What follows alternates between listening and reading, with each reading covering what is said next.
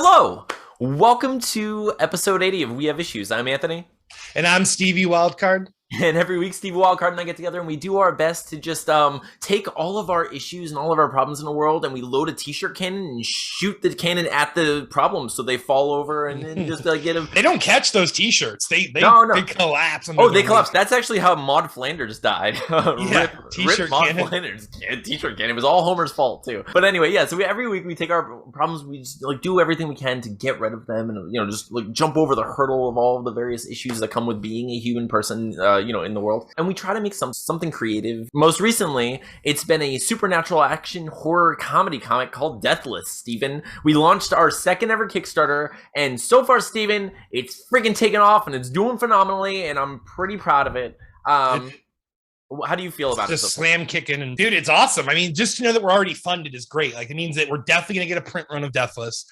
We're definitely going to have stuff to sell at cons. We're going to have money, to be able to afford these things, to continue to put the products out there. I need more money. I need the funds.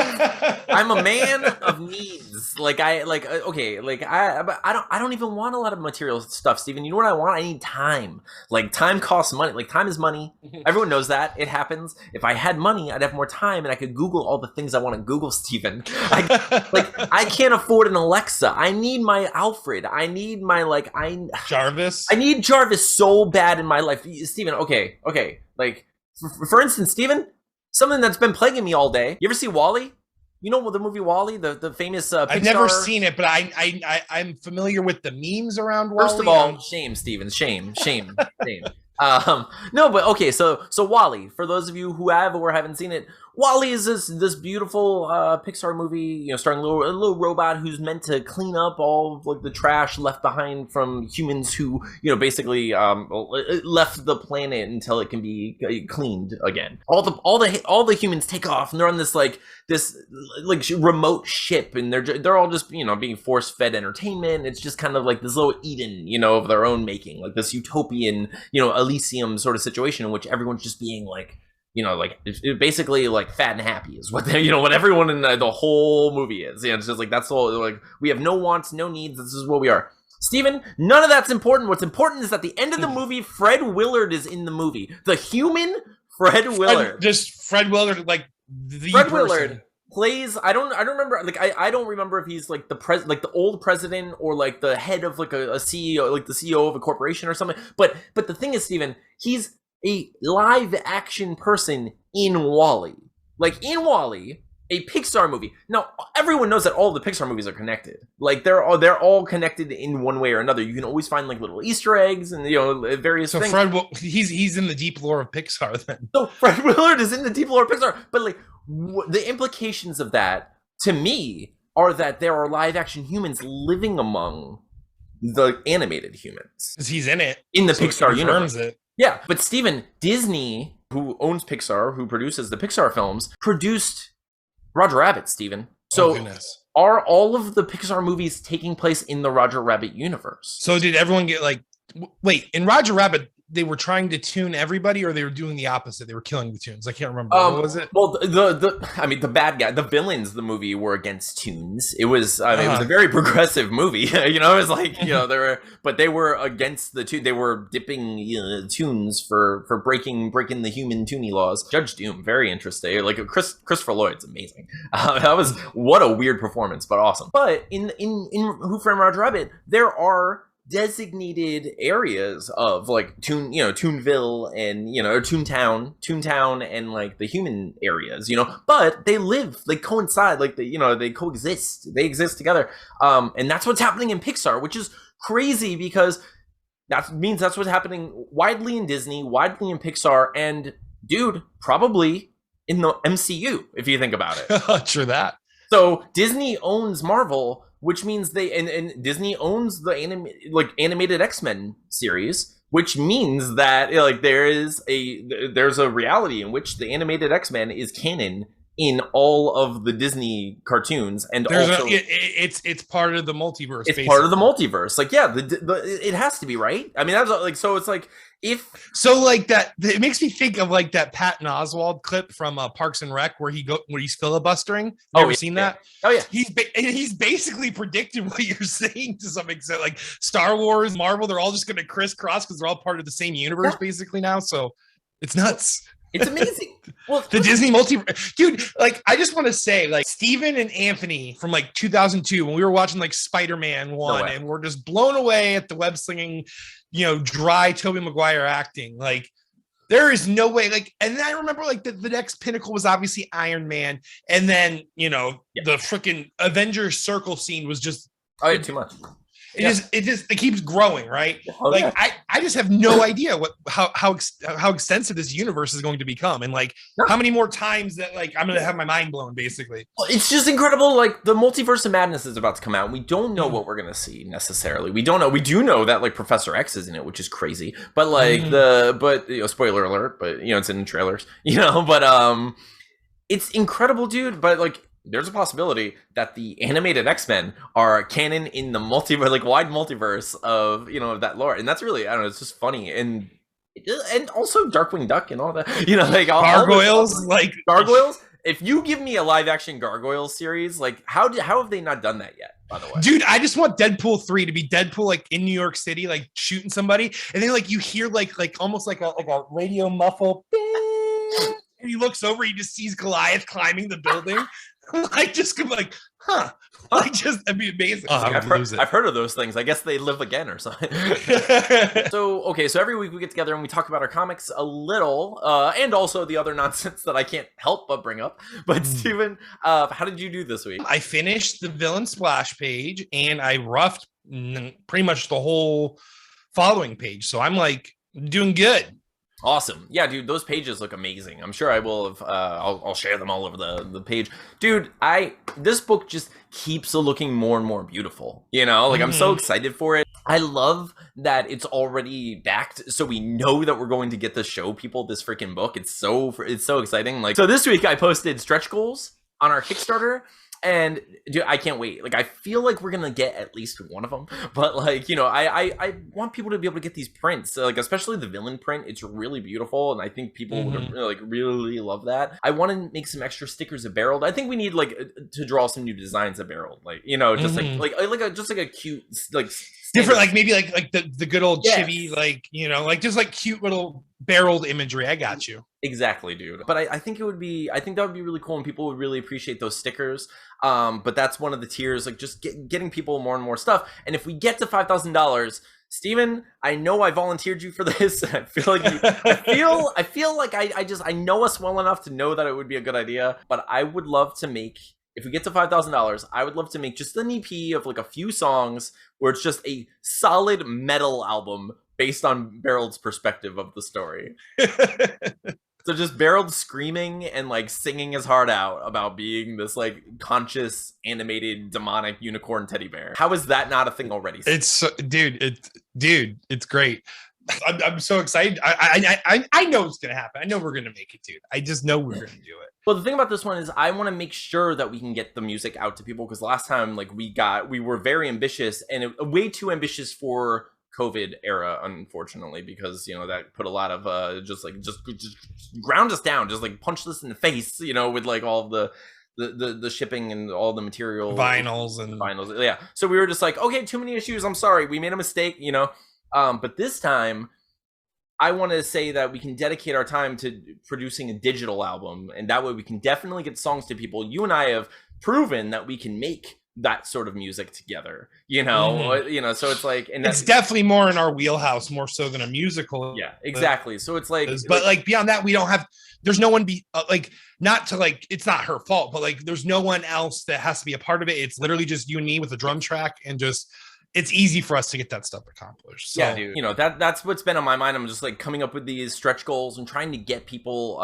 excited about the project. And so far, we have, I think, 38 backers who have brought us well beyond our goal. We're like over 220% funded at this point, Steven. Like, people really are getting, which is freaking amazing. So if you're watching this right now, Kickstarter is still active. Feel free to click the link below and go get yourself a book because it's coming. I can't wait. Like we've been talking about this book for a few months now. We're working on it, and like it's one of my favorite things we've ever worked on. And like the more I've gone back to like start reading it again to like get a feel, because I'm going to start lettering like as I'm going to catch up with the coloring and then start lettering, and we're going to get this thing going.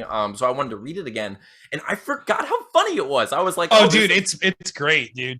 Yeah, dude, I love the script. I love the script a lot. Like, especially like with I mean, of course it gets even funnier with Deathless, but even like the villain like stuff on the pages that I'm drawing right now, like you should have come with us, Dungeon Master. We just leveled the fuck up. Like it's just like badass but awesome. Like I don't know, it's great. Oh yeah, dude. I can't wait. I can't wait for people to see this book, Steven. I'm so excited. I hope that everyone clicks the link below and just like.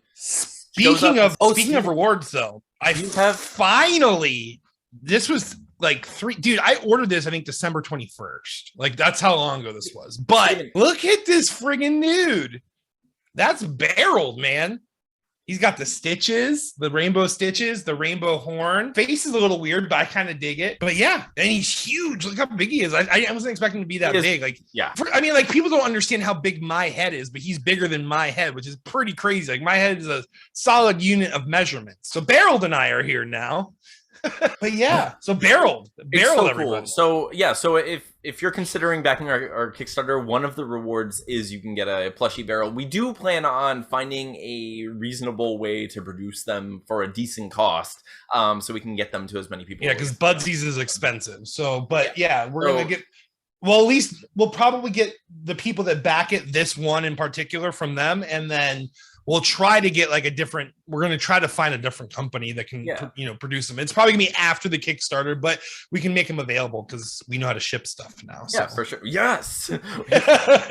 So we did it. But yeah, dude, I only got half a page done this week as far as coloring is concerned, which wasn't too bad. Like there's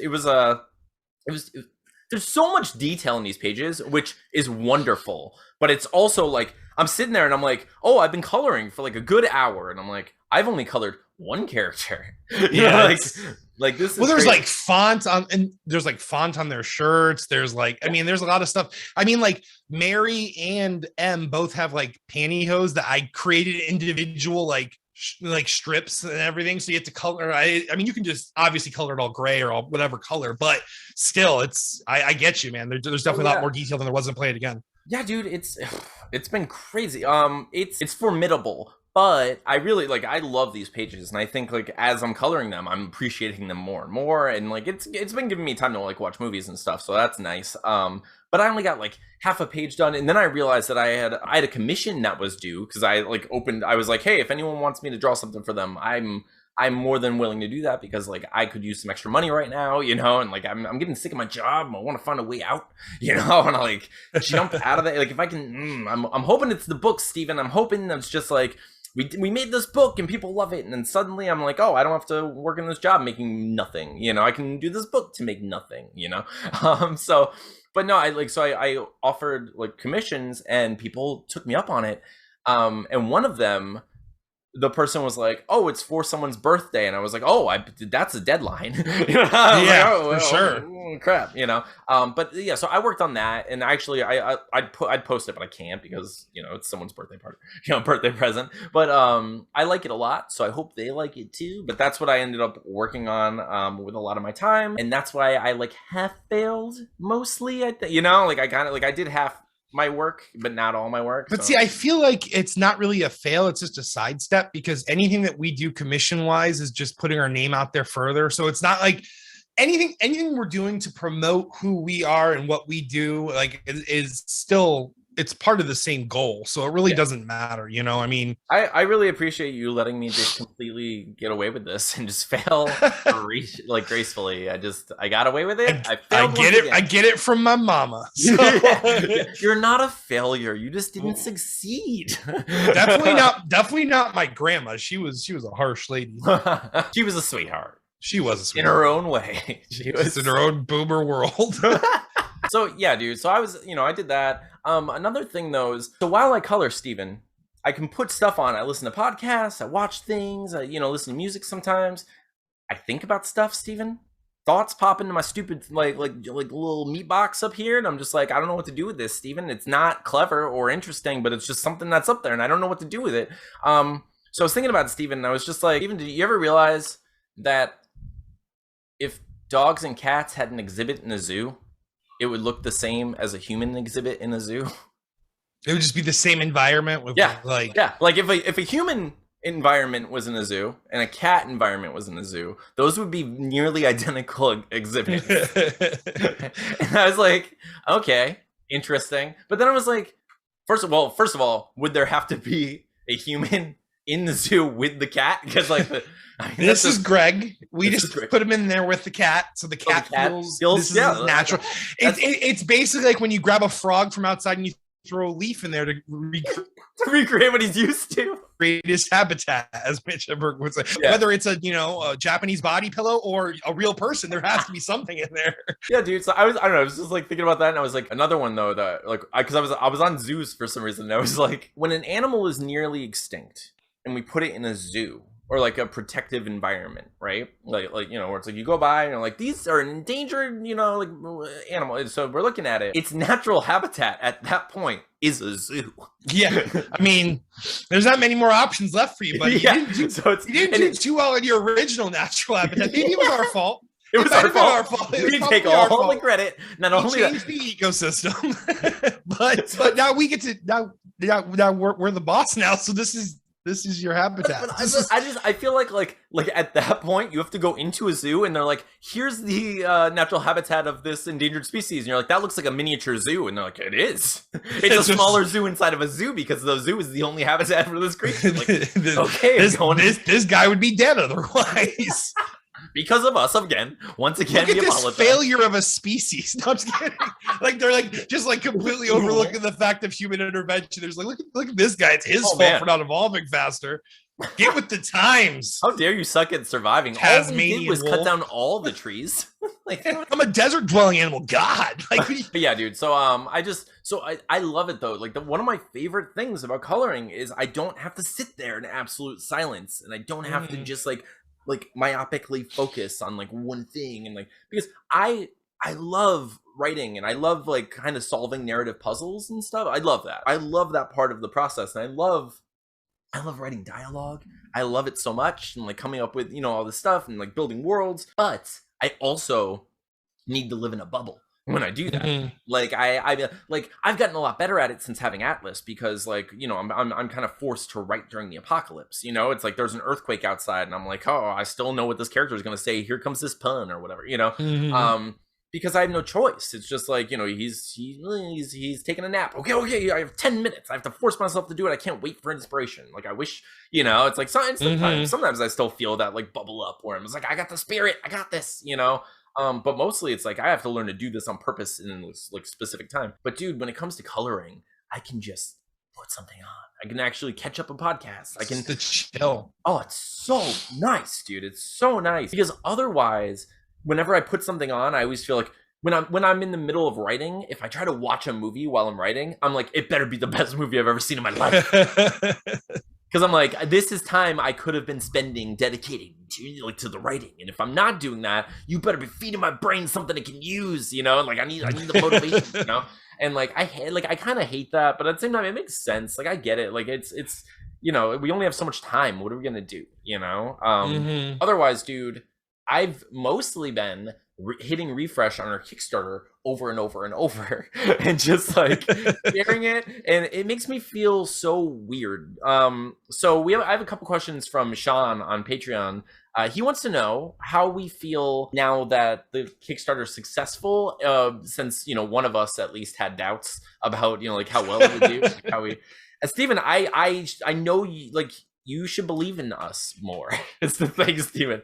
Well, I mean, let's be real. If I have a negative take, we're in some deep shit. That's just basically, that's just like we're messing up somewhere. If I can't like politically spin like my like goodness, basically, hey, this is gonna be a good thing. But yeah, like if I can't spin it, then no one can. So like, yeah, like I get it, but I'm actually really stoked. I think it's awesome. Like I of course want to see it go at least like. I mean, I wanted to see what Play It Again did, but we also had a lot of weird factors with Play It Again. Yeah. So we can't really count all of that. There was some, you know, people that probably hit heavier than they normally would, and we're very appreciative of that for Play It Again. But you know, I get it. I get where your mind's at a little bit. You know, you don't want to fall back on what, you know, where you've already been. You want to, you know, dude, for sure. And like that's what. So all of my insecurity was, and I've kind of talked about it a little bit in the podcast, but all of my insecurity about Deathless was that it wasn't so specifically or like obviously or apparently as personal a story. Like it's definitely there, but I don't think you see that as much because we kind of sell it as like the supernatural fun action comedy story about this character, you know, and it doesn't feel as personal to people, I think, when I'm talking about it. And I'm scared of that, where I'm just like, no, this still is a really personal story to me. That's all I know how to do, honestly. I'm a super fraud. I don't ever write anything original. I'm just like, I work through all my problems with fiction. I think that's what all fiction is, though, right? I mean, like all the good fiction, like that's fine. I don't actually have any insecurities about that stuff. I like that. That's how I like to write. I like to take like real things that I'm experiencing or experience and like real emotions and fears and all of that stuff and put them into an like kind of thinly veiled allegory of those things. And that's kind of and if we can do it in a way that's super entertaining and fun, full of like characters and action and ridiculousness, that's the best for me. I'm just like, yes, I like it's best of all worlds, you know. But when you do that, people don't necessarily see the depth of a thing. They see the Ninja Turtles. You know what I mean? like you know, when you see the Ninja Turtles, like you see the cover of the Ninja Turtles, you don't think like familial stresses and like, you know, generational trauma, and like you don't think of like making someone proud and feeling disappointed in yourself and like whether or not you're good enough or like if you fit in with your family, you know, like all of these things that like which there's so many amazing there's so many amazing obvious like stories from those that people just kind of dismiss because they see mutant Heroes in a half shell. So it's just so it's like when you see that stuff, what I see is all of the potential for all these fantastic stories while also being super entertaining and fun and having like turtles fighting each other and stuff, you know, and like that's great. But like I've always been really inspired by that stuff, but I do have the fear that people will dismiss it. But that being said, I would love for people to pick up this book because there's a unicorn teddy bear monster on, you know, in the pictures and be like, yeah, okay, we're going to get the next like turtles and be like, yeah, partially, you know, like I can't wait for that. But yeah, I have had like some fear that it wasn't going to like hit as hard with people who were like willing to support the sort of emotional journey that Play It Again had so obviously on the nose, you know, like that book just wore it on its sleeve and it was going to from day one because I mean it's a very personal book. This book kind of wears it on the like graphic tee, you know what I mean? Like it's still there. It wears it in the stuffing of barrel that you just can't see quite yet because it hasn't been ripped open. You know? Yet. Oh, perfect metaphor. Perfect, right? Right. It hasn't been revealed yet. So beautiful metaphor. Yeah, dude. So that was my fear. It was just that people wouldn't necessarily see the potential in it for what I'm hoping to achieve with it, and would only kind of dismiss it as like, oh, okay, monsters and magic and stuff, which for some people will be great, but for other people they won't care as much, you know. And that was my fear. So having launched it now, it was successful right away. So I was like, I was already thankful. And that being said, I even raised our goal this time by a couple $100 just to like kind of be like, I'm going to be ambitious, you know? So we were successful the first day. And like, I will always be incredibly thankful for that. And like, you know, the fact that anyone shows up and like there is a Calvary and like people do care and people do show up no matter what. And it's just like, that's amazing. It's phenomenal. But like, there's still that part of me that does want to do better. Like, I do want to always feel like I'm like progressing in some way. And like, sometimes the way I recognize that is like, you know, like with something like Kickstarter or like crowdfunding, it feels like the only way to really recognize that is monetarily, where it's like, okay, well, if we're not making as much as we did with our previous book, that means people don't care as much, or people don't want it as much, or not as many people want it, or maybe it's not going to do as well. And I start like spinning a little. So although we're successful, my like concern seems to be validated through like the growth not developing as quickly as it did with Play It Again. So I'm just like, crap, this book, no one's gonna love it. And then but like objectively in real time, 200% successful. Yeah. Know? Oh yeah. Like there is plenty of money for Deathless. You know what I'm saying? Like we can produce this, you know, and like I think something that we need to consider is like just doing more physical cons like we did, because I don't know if you noticed, but we definitely got like a subscriber surge on YouTube from the con. There was at least like 15 more subs, 10, 15 more subs. So I think if we can just find these events to keep doing that and just keep growing it the old way too, while trying to maintain like social media presence, like it's just going to help us grow. Like we've said from the start, we really just need to grind and push to get like a couple thousand people that like really want to read, and which is a huge goal. Like if we get a couple thousand people that want to buy our monthly issues of something, we can quit. That'd be it. We can quit. We can literally quit. Like that would be it. That'd be enough. Well, not quit comic books, everyone. Stevie means quit our like daily jobs. Because just produce more content, basically. Yeah, well, in reality, dude, like, you know, the reason I started taking on commissions is because I'm trying really hard to supplement my income wherever I can, because I don't make that much in my day job, and honestly, I don't need that much to survive. Like, I'm not someone who just like I just don't require that much. I am very ambitious, but like what's more important for me is the time, so I can make things to then feed the goal of our inevitable careers. You know, like what I'm hoping to develop into our inevitable careers. And it's just like all I need is this little amount of money to compensate for like, you know, the amount of time I need off of work, so then I can do the art and write the stuff and do everything we need to do to then perpetuate our, like, you know, our income in the future. And it's just like all you need is just like someone in good faith to be like, here's, you know, like here's $10,000 or whatever, you know, just like, yes. And it's like, that's half my year or whatever, you know, like I can do this, you know? But yeah, dude, so it's been, we're doing it though. I think we're doing great. I think you're right. I think we just need to keep doing what we're doing. Focus on like celebrating small victories and the big victories, which they are, you know. Like, dude. I mean, it's almost like, I mean, obviously, like I get what you're saying. Like, you always want to do better, but it's almost like, man, like, no, like we've launched 2 Kickstarters and both have been super successful. So we're doing great. We want to do better because, you know, you got to be Goku sometimes. You can't like just be satisfied with the current level of Super Saiyan you're at. You know, you have to keep pushing because there's always somebody that's already pushing harder than you out there somewhere, right? So like, yeah, dude. I think that's part of the problem I have in general is I'm a talker. Like I'm not someone I will talk through things and then it will be gone. You know, it's like, it's a very zen situation for me. I prefer to just like get out my frustration and talk things through or write things through. And then I'm just like moving on my life. So like when I say that, like, I'm upset or disappointed, or I'm just like, man, why aren't more people, you know, like, you're just thinking out loud, basically. I'm just thinking out loud. Like I'm just like a normal human would go through these thoughts anyway. Yeah. I'm equally so appreciative. Like I am so thankful. I am like, I can't tell you, like, I just say how thankful I am aloud every day, like all the time. I'm just like, I'm so happy with what we're doing. We're on episode 80 of this podcast, and like it's done everything it's needed to do. It's like kept our friendship like thriving. It's kept our consistent, at least consistently. Yeah. And very least, you know.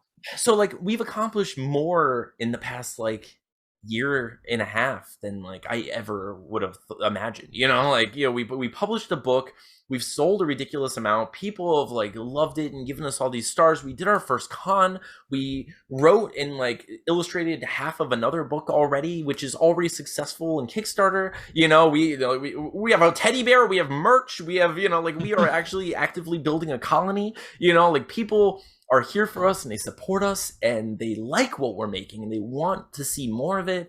And it's just like, it's so great, dude. And it's so nice. And I am so thankful, but at the same time, I freaking suck. And why am I not as good as I was before? And why is it's just crazy how imposter syndrome can, like, it's not always so direct, you know, like where it's like you feel like a complete imposter. It's like you just feel like an imposter enough. Like you feel like an imposter to who you were a year ago. You know what I'm saying? Like, it's funny how it can like deceive you, you know, and or just get to you, because we're all human, like, and like we're saying, like we want to keep pushing. We don't want to be a Krillin, you know what I'm saying? We don't want to, although Krillin had a pretty good life though, but he married Angel at 18 and had a daughter with a robot somehow. Who even knows how that works? Now you're just bragging. Now you like, we get it, you married people. But yeah, but no, I totally understand where you're coming from. Like I completely get that, like, coexistence of extreme joy and also like disappointment in yourself almost, like it's like your fault for some reason, or like what can I do to make this better? And yeah, I feel like there's also like there's a part of me that's just so afraid to like plateau or like become stagnant in some way, where I'm just like, if I don't feel the growth, I feel like it's to my detriment. Like I'm going, like, you know, if I'm not growing, I'm dying at some point, you know, where it's like that's not always the best way. But like when I say that, like I just said, I'm simultaneously appreciative. I'm still thinking, like I'm still enjoying my life. Like I'm the kind of person who, like, I'm with my son every day on the floor playing with him and like doing all like the playing games and doing all kinds of stuff. And like when people are like, oh, it goes by so fast, I'm like, I remember everything. You know, or I'm just like, I've been with him the whole time. I watched his little like body grow into a 7-year-old. It's awesome and amazing, and I can't wait for it to continue. You know, it's so beautiful and amazing. You know, so it's like I appreciate all the moments. I'm always there, and part of always being there is recognizing the negative. You know, so like I'm thankful for everything, and I try to say that whenever I can to whomever I can. Like every time like someone does something for us or like shows any kind of interest or support, or you know, like I'm thankful, but I'm also at the same time looking at, you know, like the potential, and I'm just like, oh, okay, how can I make this better? How can I do this better? And that's how I've grown, you know, like that's what like writing is. It's just rewriting and editing and seeing the flaws and seeing how you can do better. It's just natural selection, but like cognitive selection, you know, and like, and I'm not actually like, I don't let myself get depressed about any of this, you know, like, so when I'm talking about it and I'm like, oh, why am I not doing better? It's more of like what do I have to shake off so I can live on this land, you know, as like, or like I can thrive in this land. So it's like right now I'm shaking off this water and like I feel like something's grabbing my foot and we don't have, like, I see that there's food up there. How do I get to it? Because right now what we're doing isn't going to let us catch that food, you know. So I'm like, we're just getting like the husks of the fruit. I mean, it's good fruit though. It's still good fruit, but it's just not exactly. It's not that juicy like cartoon chicken tender leg or the you know, cheesy Ninja Turtle pizza, you know. Exactly. So I'm just like, what do we have to do in order to use what we have and adapt accordingly and evolve, you know, to the degree that we're capable, so we can get to where we can possibly be, you know? Because like we can't be happy, or we can be happy, but we can't be satisfied with where we are if we want to do this for a living. That's just not, you know, it's not a reasonable state of affairs. We need to do what we can do while being thankful, while being appreciative, while we need to be, and I think this is like how art, like, and this is how we improve. You have to be uncomfortable every time. I think like it has to be like every stage of it, you can't feel like you've reached the, okay, I'm safe now. Like you have to constantly be pushing. And I do think, at least in that regard with Deathless, I do think Deathless is an improvement in a lot of ways. So like, it's just learning how to market ourselves better. Like obviously, like writing Twitter understands all this just as much as we do. It's so tough to maintain our genuine millennial personalities and market, because marketing feels so 90s. Like, I mean, it's just like this dystopian feeling of like, you know, extreme commercialism and all this stuff. And it's really hard for our minds to compute that because we were, you know, hit with it so hard in the 90s and everything, you know. Well, so like, it always reminds me of so there was a cartoon called The Critic in the 90s. It was like Jay Sherman. He was a movie critic, but at one point he writes a book about his life, and there's a stand-up and it just goes, buy my book. Buy my book, buy my book. And that's how it feels, you know? So I'm like, so I'll like write something and I'm like, that was fun. That's like a thought I have. And I hope people like it. And mostly, thankfully, people will show up and they're like, haha, that was funny. Or like, that was a cheesy dad thought. Like, but they're there, like interacting and stuff. If I'm like, buy my book, it's just like freaking crickets and tumbleweeds and no one cares about my life. And then that's when I start thinking like, okay, well, I don't know how to do this social media thing, because this has to be a part of it. I have to be able to be like, hey everyone, if you like this ridiculous dad joke I just said, which like evidently you did, I don't know, but it seems like it. Like, you might like our podcast. Check this out. And then like it's just like no one, when I post the podcast stuff often, it's just like no one will comment or no one will share it or no one will like it. I'm just like, come on, we're trying. How do I do this? How do I do it? Maybe it's just I think we have to do more clips again. I think I need to start like clipping episodes when I'm at work again and just like doing little short promos that are funny. Figure it out. Yeah, we'll figure it out. We're like, but yeah, dude, marketing is weird. It's just generally weird. And that's when I start to spiral on social media, where I'm just like, it's the kind of like natural selection of social media, where I'm like, I only want to post things that I want to post, but in the same respect, I want to post things that are going to get some engagement. I'm not out here trying to be like, haha, I'm speaking a language that no one understands, I'm so unique. Like, no, I want people to like identify and relate to the things I'm saying. Like, basically, we're all out here just going like, hey, is anyone else a little like me? Because we all feel alone in this universe, And then like other people are like, yes, I too feel alone in the universe. I'm like, cool, we at least relate on that like basic level, And then beyond that, it's like, okay, like where's our shared language? Like, where's the center of our Venn diagrams?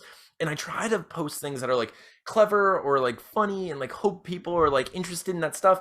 And often they are, but I don't know how to marry that to translate that to like, hey, I also have a podcast with my best friend, and we often say things that are very much like this tweet that you just read. And I know that we're living in a world in which like we just want to imbibe everything and consume everything as quickly as possible, but like it's a thing that means a lot to me, and it's something that I think that's going to be more and more meaningful as we continue, and it's just been growing and getting better. And it's like, look at all the stuff we produced, and like, how do I get people to watch this show, because I don't know how to sell it. I truly don't. It's kind of about making comics, but it's not about making comics. It's more about it's about us. Because it's funny, like I plan to talk about stuff, and like I could Steven, just be like, you know what, let's just do shop talk all the time, and we'll try to change this into two guys who only talk about making comics. But that's not really what I want in my life. I don't want to be the guy who only talks about making comics. I want to be the guy who makes comics, talks about the struggle of like selling them and getting through them, and just like talks to my best friend, because like this is one of the best parts of my week for sure. Yeah, for sure. I love hanging out with you and just talking about Pixar and like, especially post dad life. Like this is basically, well, I mean, the pandemic obviously created this like, weird environment, but seriously, like sometimes we would go like, even in our friendship, we would literally just go months without like seeing each other because we just can't get the schedules to line up. Oh yeah. And this like is part of our schedule. This is part of our commitment. It's like, we see each other, we talk to each other, we're excited to see and talk to each other, and it's awesome.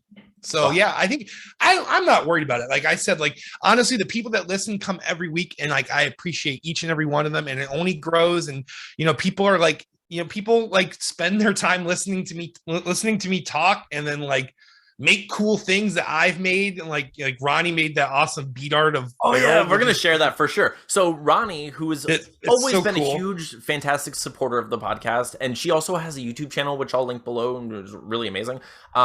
So Roni made fan art of Barreled, and did she send that to you, or did she just send you a picture? She's gonna send it to me though. Oh, okay. And yeah, but she sent me the picture. I was like, oh my god, it's so freaking cool! Like barreled in bead form. It's so awesome. It's so cool. So yeah. So that's Roni made that, and it's beautiful and amazing. If any of you are interested in making any kind of fan art of anything we've ever done or us, feel free and send it to us, and we will put it on the show, and we will love it forever, because that's the coolest thing that's ever happened. Steven, someone made fan art of that's something we made. Yeah, like of little barreled.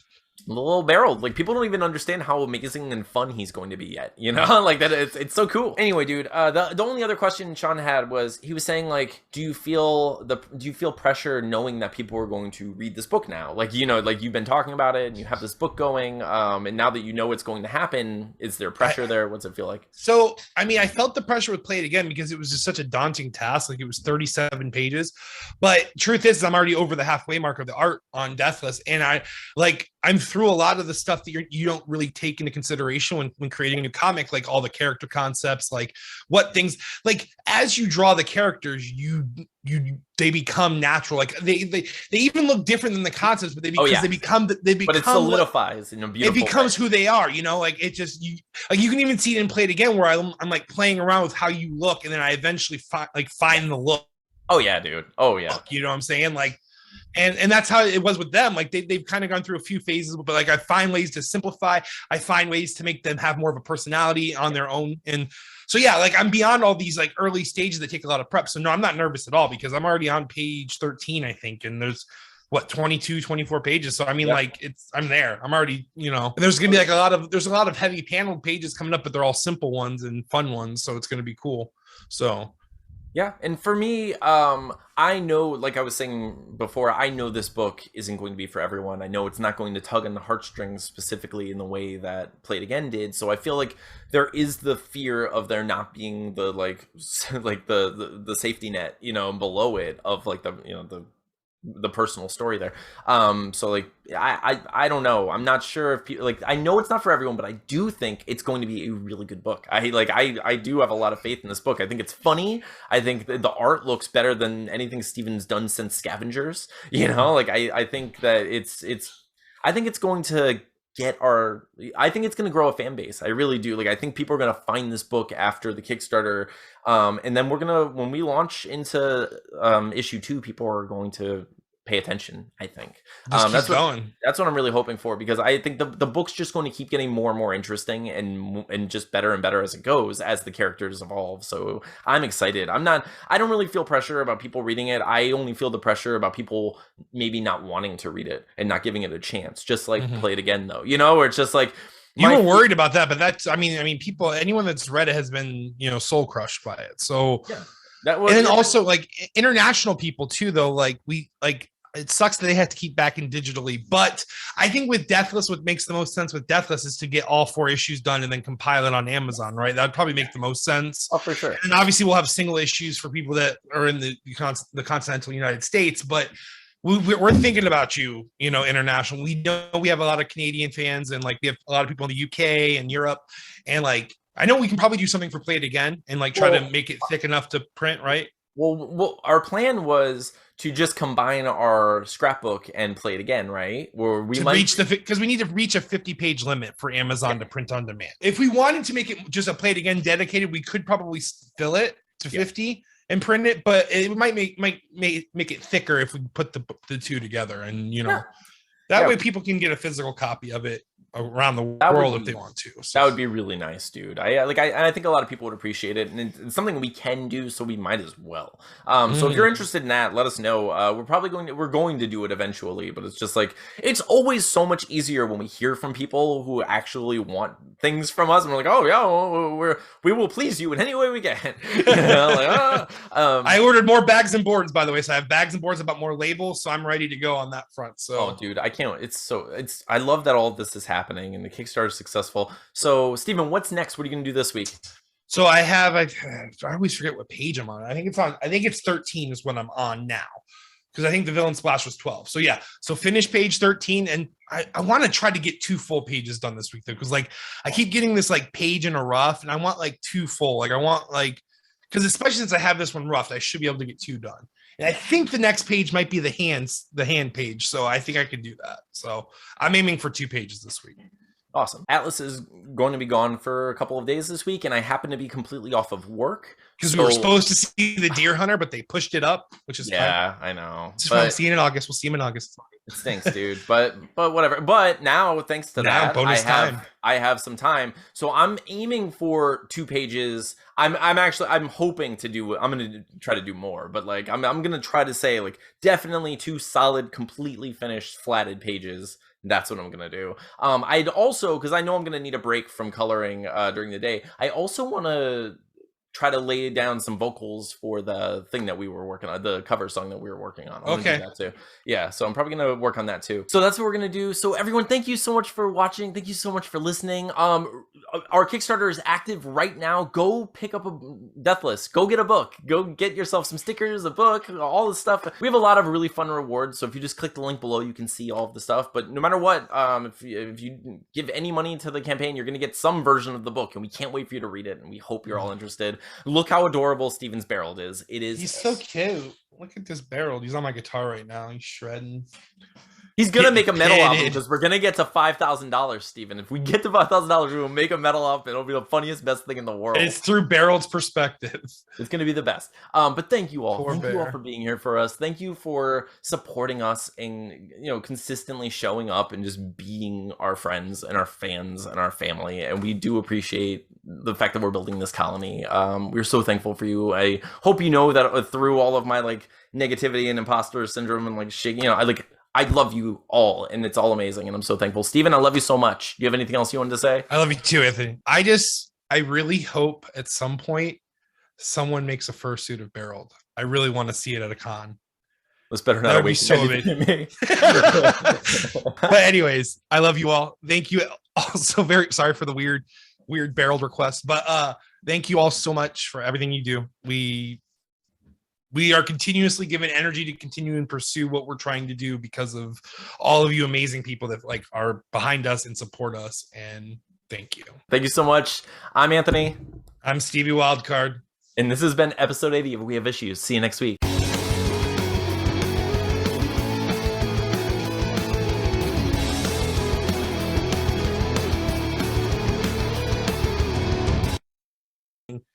I totally spit when I said that. I hope it's not that visible. It's gonna be totally visible. This better not awaken. But anyways, if I can't spit, don't spit on it, Steven. Oh man. Anyways, but yeah, I know it got grody. I feel like that's the appropriate word. Bam. Barrels. Fursuit. All right, man. Steven, I'm gonna go. Steven, I know when I'm really gonna feel that we made it when we hit Rule 34. Rule 34. Oh man, Steven, they're gonna Rule 34M immediately. They're gonna Rule 34 us, Steven. It's gonna. Oh, you mean us? You just you saying it. You're just teasing them.